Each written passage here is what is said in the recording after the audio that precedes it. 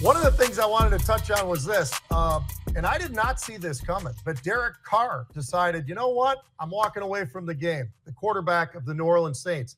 Now, Derek Carr has been a lot of places, but specifically with the Raiders and all the rest of it. And, you know, it's interesting because just last week we were talking about what piece do you need to the puzzle of a football team you've got to have? Well, it's quarterback. Well, Pittsburgh doesn't really have a quarterback right now. You know who else doesn't have a quarterback right now? Now it's New Orleans. So, I wonder if this is going to get Aaron Rodgers kind of getting out of bed and start thinking about something, John, because it could be pretty interesting. By the way, last year, the team went 0-7 when Carr wasn't quarterbacking the team.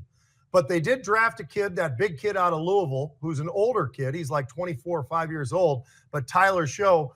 And then you've got Spencer Rattler. You've got another guy as a backup. So they need a quarterback in a bad way. They're going to be hunting around. They've had the room, John. And I just read an article where Aaron Rodgers said, you know what, I'd play for $10 million. Well, if he's a man of his word and it's not $30 million or something higher, but if he gets it at $10 million, why wouldn't check out? I mean, I love Pittsburgh, but, you know, it's another one. It would make a lot of sense. He'd probably have a little bit more camaraderie with the quarterback coach, who is actually the head coach. I think Kellen Moore would be really, really interesting to see how that whole thing could come together. Because one thing's for sure, we know who runs Pittsburgh. That head coach runs that team. And if you don't want to do what he doesn't want you to do, I'll tell you what, see you later. I think down in New Orleans, it might be a little bit different, but it also might be, something where it actually is a better fit. It might be a better fit. Great receivers, good offensive line, really good defense. There's a lot of things to it. What do you think of that one, John? I mean, now Aaron Rodgers has got two really, really interesting potential landing spots. Yeah, he does. But like you say, Pete, if he picks New Orleans, it can't be as much because they got $50 million in dead money from Carr. Because they already had to take that salary cap hit. So they might be able to scrape together a way to get him, Pete, for, like you say, $10 million. But I still like, the idea of getting that monster that they got from Seattle, getting him the ball, because that guy is a man-child. Yeah, the wide receiver that, looks like a tight end but runs like a wide receiver. Meanwhile, they got a rookie, second-round pick, the 40th pick overall, which means he was, almost 100 picks ahead of Sanders. So they like this Tyler Show. Yeah. Do they like him enough to bet this season on that guy, or would they like to have Aaron Rodgers there for a year or two and then turn it over to Tyler? Or to, like you say, Rattler or one of these guys. I don't know, Pete. This is brand new information, but I would still be very tempted if I were Aaron Rodgers to take advantage of what they've got, because similarly, they've got a great defense. Yep. They've got great receivers now. They got rid of Pickens, who was a bit of a problem with the coach.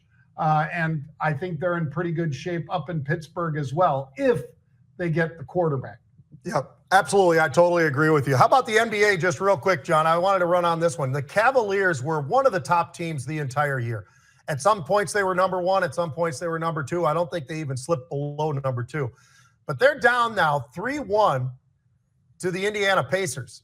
And you kind of wonder, John, I mean, is this going to be one of these collapses that a lot of people are going to say, hey, now, wait a minute, we didn't really see this one coming. They scored Indiana 80 points last night. They scored in the first half.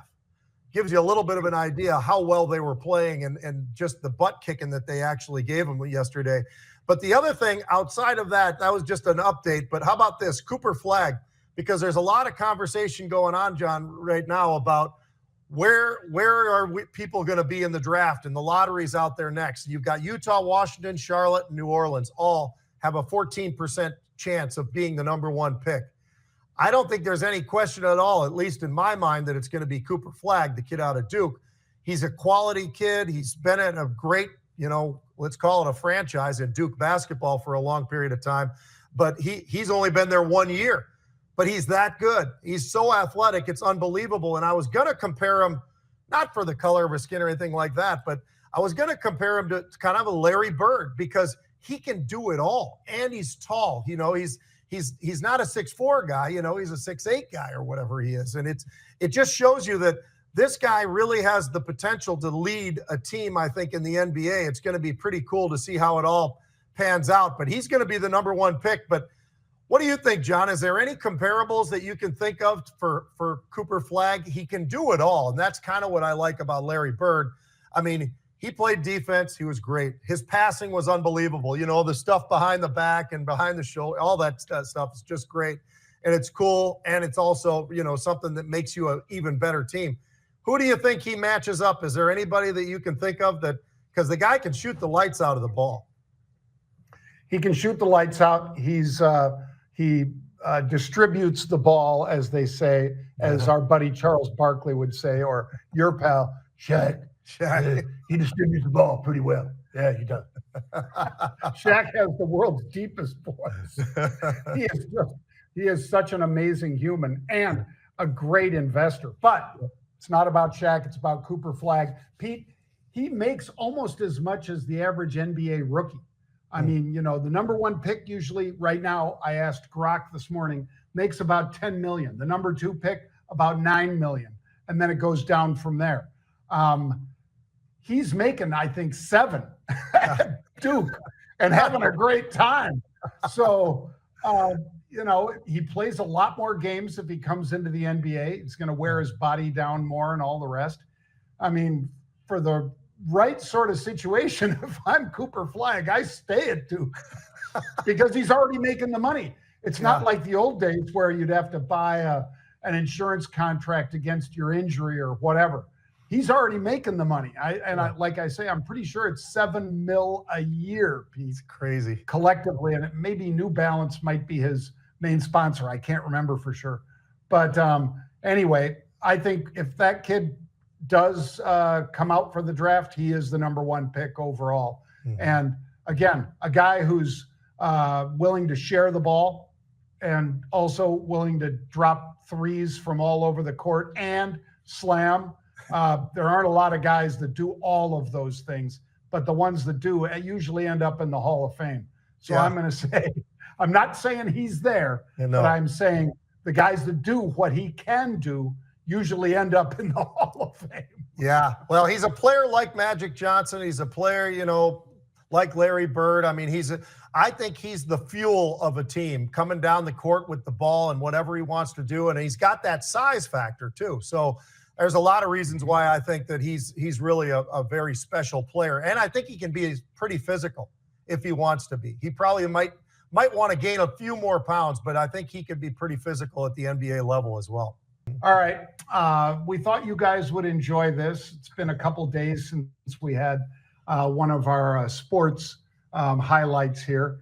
And one of Pete's pals, who he was hanging out with in Japan at the Japan Bowl back in his college days, was this gentleman, Mr. Bo Jackson, and might be the best to ever put on a chin strap as a running back, Pete. And then, of course, did fantastic things on the football field. In fact, one of the biggest egos in all of sports, Deion Sanders, when they asked him, well, who's the best? He said, ain't no doubt about it, Bo Jackson. Bo Jackson. He's the greatest athlete ever. Honestly, I think he's the greatest athlete ever, John. And when you consider the track side of it, the football side of it, the baseball side of it, I mean, the guy, there is nothing the guy couldn't do. Bobsledding. He and Herschel both kind of toyed around with that. Yeah, they did. But yeah, take a look at this run. Just a simple pitch to the outside. Look at him just.